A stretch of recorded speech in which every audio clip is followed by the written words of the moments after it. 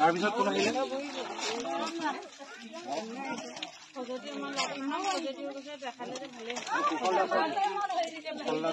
ইঘৰৰ পিছত প্ৰশান্ত দা আপোনাৰ ফালৰ পৰা দিয়ক এটা দিয়ক। প্ৰশান্ত মোৰ এজন বন্ধু উজ্জ্বল বৰা, তেখেতৰ ঘৰ জয়সাগৰ। তেখেতে কৈছিল যে আমি অকণমান এনেকৈ সেৱা আগবঢ়াব পাৰিলে ভাল। মানুহে মানুহৰ কাষত যদি বিপদত থিয় নহয় কোন হ'ব? আমিতো বহুত ডাঙৰ মানুহ নহয়, আমি সাধাৰণ মানুহ। আমি সাধাৰণ মানুহৰ লগত থাকিব খোজো। তেখেতৰ ঘৰ জয়সাগৰত, তেওঁ কৰ্মসূত্ৰে অকণমান বাহিৰত থাকে। আহি বানপানী দেখি ইচ্ছা কৰিলে যে আমি অলপ পানী বটল দিওঁ। মানে কি হয়, আমি অন্য বস্তু ঘৰত থাকিলেও এই বিশুদ্ধ খোৱা পানীকণৰ অভাৱে আমাক অলপ বেমাৰ আজাৰো কৰি তুলিব পাৰে।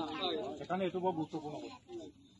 মই ইয়ালৈ আহি উভতি গৈ এখেতক লগ পালোঁ, আমাৰ এজন ককাইদেউক। মই তেতিয়া সুধিলোঁ দুটামান কথা, কি কি অসুবিধা হৈছে। তাৰপিছত সেইকাৰণে আমি লগে লগে সিদ্ধান্ত ল'লোঁ, ফোন কৰিলোঁ যে আমি অকণমান পানী বটল আজিয়ে দি যাওঁ। আৰু লগতে আপোনালোকৰ স্বাস্থ্য পৰীক্ষাৰ কাৰণে এটা কথা ভাবিলোঁ যে ইয়াত তেতিয়া আপোনালোকৰ পানী খজুতি হ'ব পাৰে। সেই সৰু ল'ৰা ছোৱালীবোৰ দেখি মোৰ অনুভৱ হৈছে। গতিকে এখেত হৈছে প্ৰশান্ত গগৈ, এখেতৰ ঘৰ বেটবাৰী চাংমাই গাঁৱত। মই তেখেতলৈ ফোন কৰিলোঁ যে এটা মেডিকেল